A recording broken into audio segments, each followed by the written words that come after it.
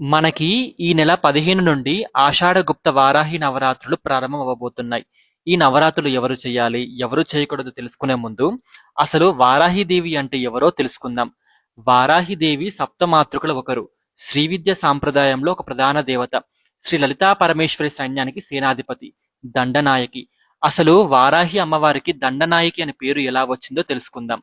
దండనాయకి అనే పేరుకి అర్థం దండ, సైన్యం, నాయకి అంటే నాయకురాలు. అంటే సైన్యానికి నాయకురాలు అని అర్థం.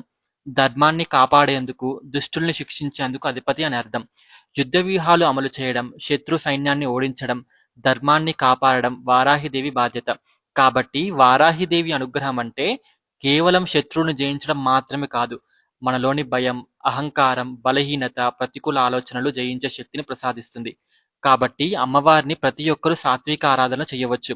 అది ఎలా చెయ్యాలో నెక్స్ట్ వీడియోలో తెలుసుకుందాం.